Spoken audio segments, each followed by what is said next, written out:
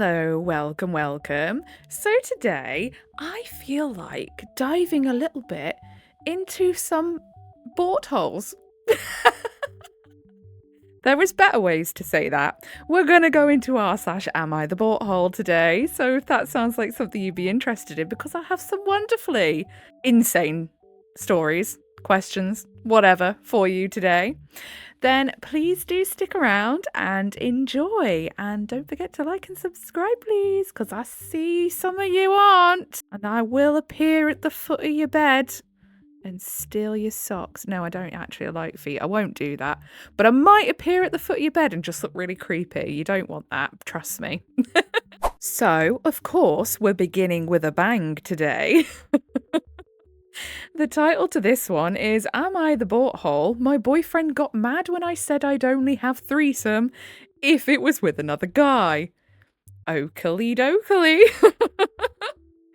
Me and my boyfriend got into an argument recently. He mentioned threesomes kind of randomly, and while it seemed like he was joking at first, he must have been serious.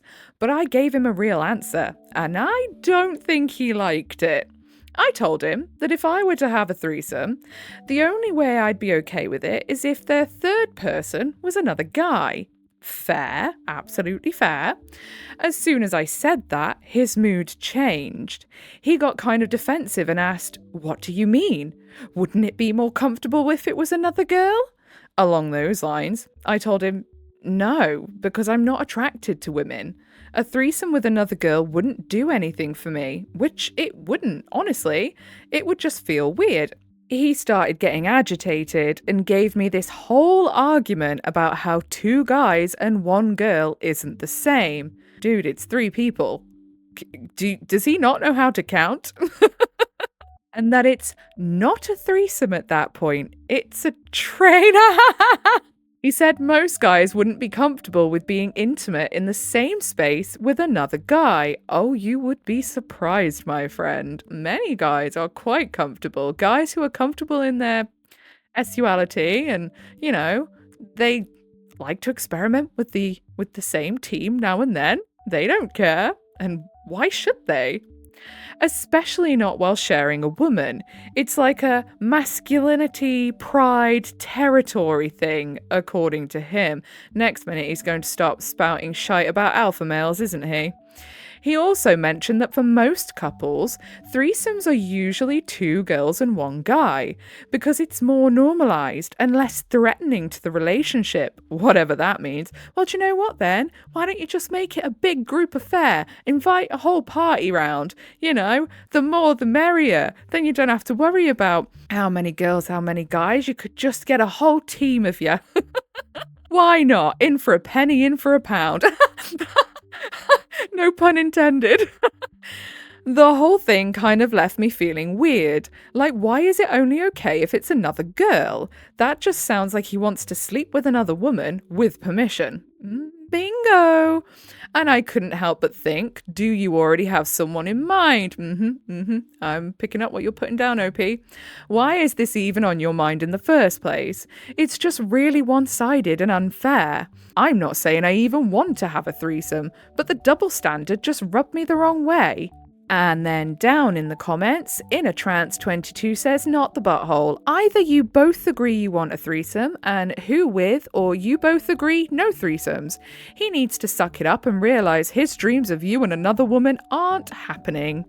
And then Saffron Soul says, yeah, she flipped the script and he didn't like it. That's not on her. If he can't handle a taste of his own hypothetical, then he shouldn't be bringing it up at all. Precisely. Next up, am I the butthole for walking out of my own birthday surprise dinner after my fiancé's little surprise? So, last night was my 28th birthday. My fiancé Brian planned this surprise dinner at a really nice restaurant with my friends and some of my family. I'm not huge on big attention, but I thought, okay, maybe he's doing something thoughtful for once.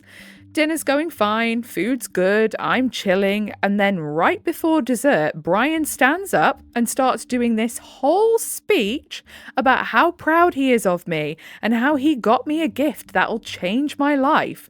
And then he says he paid off my student loans. At first I was in shock. I actually teared up. Everyone clapped. I can't hear, I can't read. Everyone clapped without laughing because of obviously the amount of times it's like someone will put like a video on TikTok or something like, and then this happened, and then this happened, and then everyone's just like, yeah, and then everyone clapped, didn't they? Yes. My mum was crying. I was about to stand up and hug him, and then he adds that he only paid off half of it, and that the other half is on me because he wants me to learn how to be financially responsible. Way to ruin it right there and then, huh? And not rely on other people to fix my problems. Dude, she didn't ask you to pay them off in the first place. Get off your high horse. Like, what? He basically turned my birthday into a public lecture. People were laughing like it was some cute life lesson. My cousin was like, damn, that's tough love. No, that's a twat. I just sat there frozen. Then I stood up, took my purse, and walked right out. He came running after me like, what's wrong? He was trying to be helpful and he didn't mean to upset me. I told him he embarrassed me, used my debt to make a point in front of everyone. May we all remember these are student loans. It's not like it's debt from being irresponsible with money either. This is someone trying to better their life. And I wasn't in the mood to be someone's teachable moment. Now, a few people are saying I overreacted and he meant well. If you want to help, just help.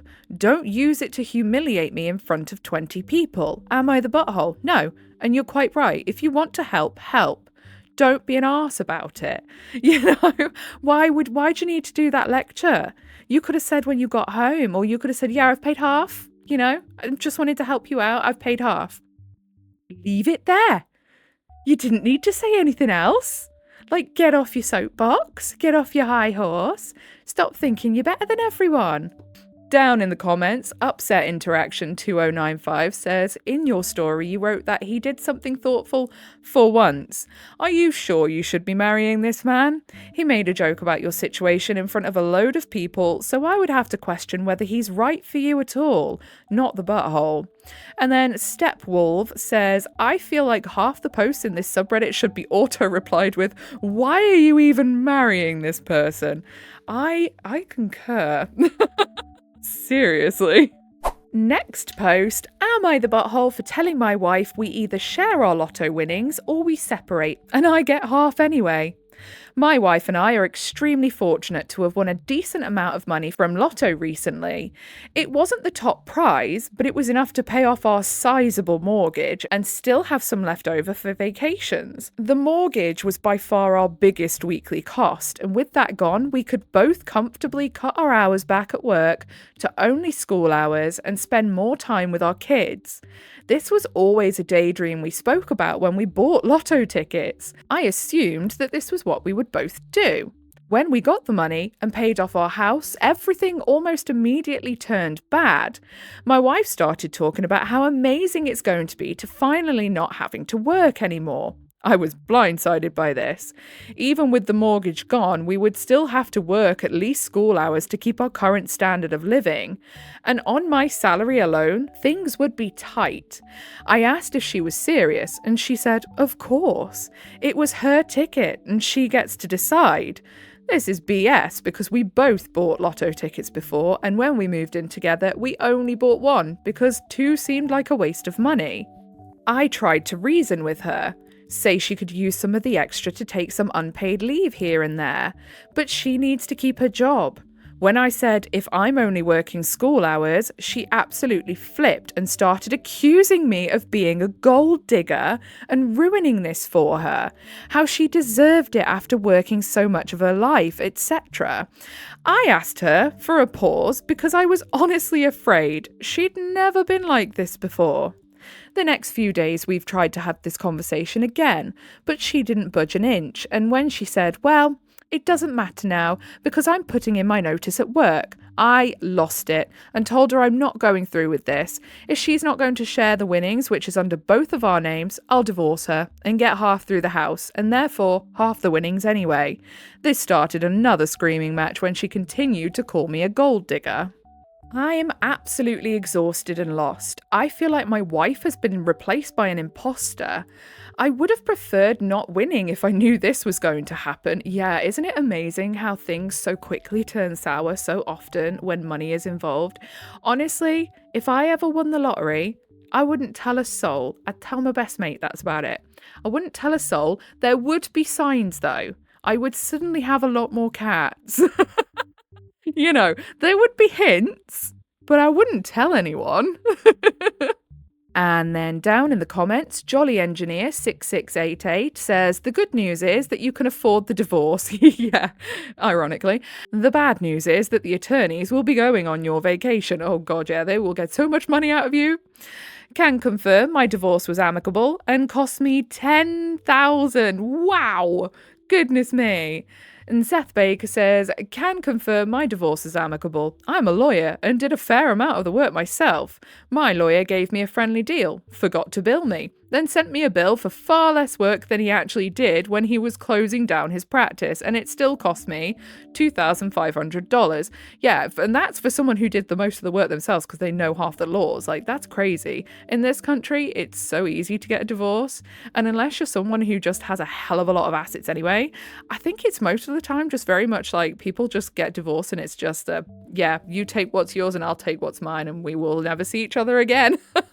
I only know that because a friend of mine is currently going through a divorce, and yeah, it's basically just going to be, I have my stuff, you have yours, because I think here you have to wait like 2 years to put in for a no-fault divorce.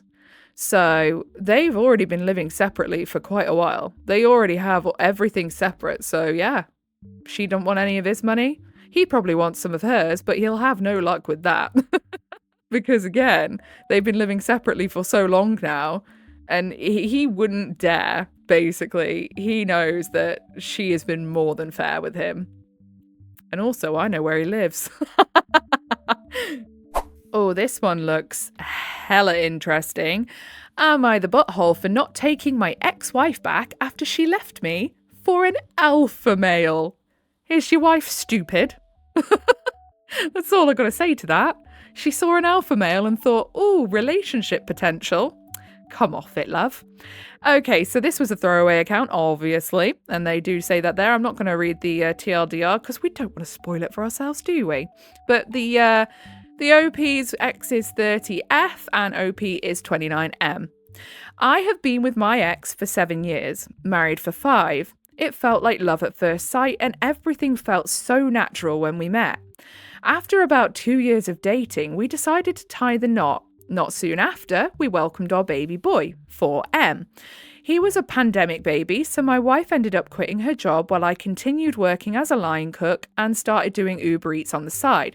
Okay, so you were working hard then, because unfortunately, I believe the line cooks don't get paid all that much, do they? Which is so wrong. After things went a bit back to normal, my wife told me she doesn't want to be one of those women who lose their passion after settling down. So she went back to finish law school and take her bar. Of course, I wholeheartedly supported her and we tried to make it work. After she passed, she immediately got hired at a firm downtown through the help of her friend, Dumbo 33F. Why do I get the hint you don't like the friend? This is where the problems started. From the get-go, my wife began making good money. Good enough that she told me to quit my job and take care of our son full-time, as she won't have the time. That's amazing. Especially, again, like I say, line cooks are overworked and underpaid. I said no. I loved my job. Cooking was my passion, and I even worked my way up to a full-fledged chef. My biggest regret in our marriage had to have been her talking me into leaving. But I did, and I became a stay-at-home dad. Slowly, our marriage life began deteriorating.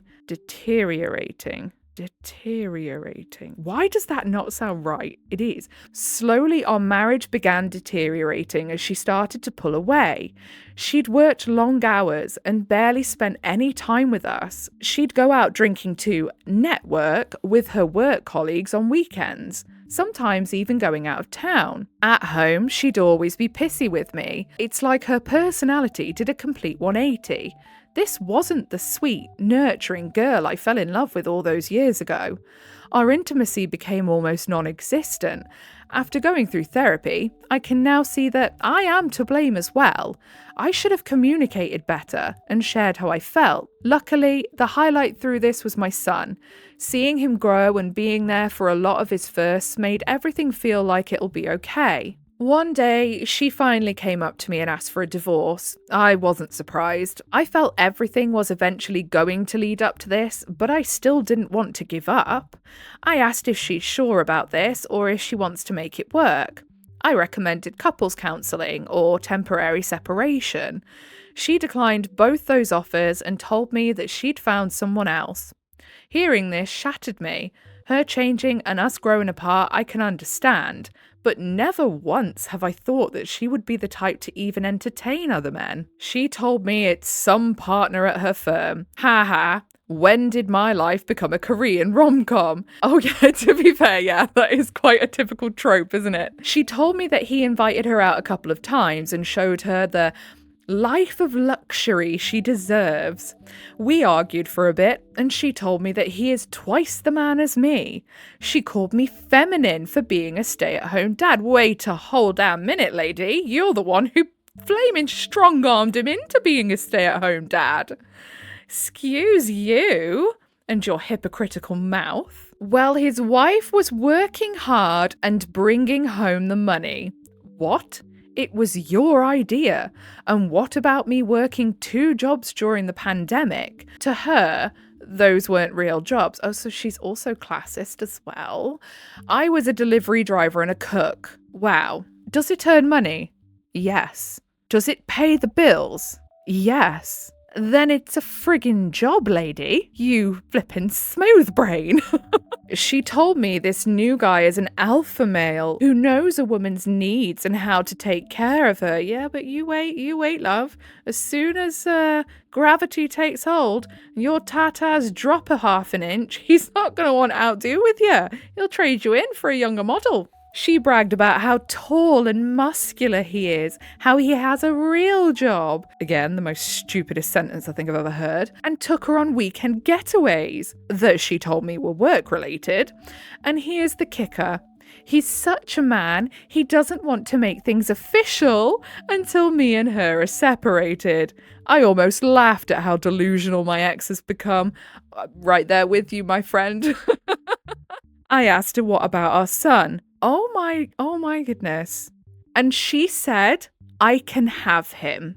So she's actually spawned from the fiery pits of hell itself then, yes. Okay, I see. He likes me better anyways. I think this hurt the most. I couldn't believe she said that about her own son, throwing him away like he's some object. For the first time, I couldn't recognise the person in front of me. I won't lie, I did let the anger get the best of me and said some hurtful things. I could tell she was taken aback by this, probably because I never get that angry. She turned around and left. After she left, I cried my eyes out for 2 weeks, hoping she'd call and come back. I don't know, I didn't love her anymore, but life without her felt so scary. The only thing that kept me going was my son. I knew I couldn't turn to the bottle or go down this dark path because of him. I managed to beg for my job back and they rehired me for some weeknights only, which was better than nothing. I spent the next months putting my head down and working in silence. The divorce proceedings were moving quickly, and before I knew it, it was official. The worst part about this was I felt I had no support system. On social media, everyone was praising her for being this strong, independent woman who broke free of some metaphoric shackles, like I was some villain holding her back. And not a single person messaged me on how I'm doing. Okay, so the circle of people you run in are absolute shit shows as well then, because why did none of them question her abandoning her child? And thank God they didn't, because this is what made me want to try therapy, and I haven't looked back since. For all those that are unsure about therapy, I'm telling you, it works. Now, fast forward to this week, I received a phone call from an unknown number. And when I picked up, it was my ex on the other line bawling. Good. She told me how her alpha male boyfriend found someone else. I told you, love, told you. and she's too afraid to confront him because he's partner at her firm. She finally explained her perspective and how everything led up to this point. I mean, I don't care, but I suppose we're going to hear about it anyway. Basically, my ex has admittedly always been really pretty and a social butterfly. After she had our son and the pandemic hit, she felt ugly and insecure, even if I told her she was pretty. So I guess when she got her job and she got the validation she wanted, of course, feeding into these delusions was Dumbo, who recently had divorced her husband and poisoned my ex's thoughts with how I'm a failure as a man. She still abandoned her kid though, didn't she? That has nothing to do with it. How my ex is way prettier than me and she deserves someone of her standards. Apparently I'm a beta male who rolls over and is stopping her from being free. She said a lot more specific stuff too that I think I'll keep to myself here, but it was definitely an eye-opening conversation. I shouldn't have pushed my ex away to be vulnerable enough to listen to Dumbo, but still, after hearing all this, I really was just disappointed more than anything, that she would be stupid enough to throw everything away on some whim and peer pressure, and abandon her child, let's not forget that. My ex asked if we could try again, and how she took me and all I did for her for granted. For example, I always made her lunch in the morning, made sure she's up to date with her pills and so on. She misses those little things. I admitted to telling her that I missed her too, and I know our son does for sure. But she did make every decision herself. And what if things worked out with the other guy? I'm not some consolation prize she can come running back to. She cried and told me that she wanted me back a week after she left, but was too prideful to call. I firmly told her no, and hung up. Well done. Since then, my phone's been blowing up from family and friends that I'm heartless, that my wife was vulnerable and taken advantage of, and instead of picking up the pieces and helping her, I'm leaving her to fend for herself. Good. Leave her. She deserves it. Not gonna lie, that message hurt the most. Why is nobody paying attention to the fact she abandoned her kid? What is wrong with these people? Don't listen to them. They're all stupid. I respect her father a lot, so I heard him out. He wants me to come over for a intervention this weekend and bring my son. They just want a conversation to hear both sides and see if it really is resolvable. I'm attending, but I'm going to stay firm with my answer. But all the recent messages have been making me rethink my stance. I just want to make sure I'm not in the wrong before I attend. So, am I the butthole? P.S. Sorry for the long rant. No, you're not the butthole. Do not get back with her. She will do it again. And then down in the comments, Elegant Platform says, OP, I'm a lawyer whose husband was a stay-at-home dad and who personally struggled during the pandemic. I didn't cheat. I didn't give up. I'm not going to say your ex-wife didn't suffer. I don't know her, but that doesn't excuse her actions. She made her choices over and over, and that hurt you and your son. And from personal experience, she didn't have to do that. Not the butthole, and I recommend keeping to the boundaries that you've set. And then Not Your Effing Problem says, it's awful she abandoned her son. To me, that's unforgivable. Yeah, exactly. Let's not forget she abandoned her kid. Like, for some bloke.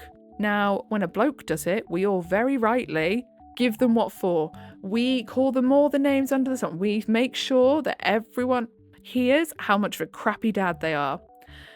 So we need to keep that same energy for mums who abandon their kids. Okay, so that's all we've got time for today. It is getting quite late. Oh my goodness, it actually is. I've just looked at the time and I'm thinking, oopsie. So we have a comment from the other day. This was from the Nice Guys post, and Reflex Knight says, I shuddered at the title alone. The thing about being a nice guy, it's like nicknames. When you give yourself one, it's not a good sign. When you call yourself nice, check to see if everyone outside your echo chamber thinks the same. And I think that is a very, very good point, because it's so true. I always say, if a guy says to me, I'm a nice guy, I say to myself, I'm never talking to you again. Because it's always the ones who have to tell you how nice they are that turn out to be just crazy. Crazy. Hide in your bushes crazy. So yeah, I thought that was quite a poignant comment. But anyway, if you made it all the way to the end today, then I appreciate you very, very much. If you leave a little like and if you subscribe, I'll appreciate you even more. That would be lovely. Other than that, I'm going to disappear and actually go to bed, you know? I should, shouldn't I, really? I have to do the school run in the morning. Oh, we've got 2 weeks coming up off, though, so that's not too bad. 2 weeks, no school runs. Yay! So, yeah, I hope you have a good rest of your day, whatever it is you're doing. Goodbye.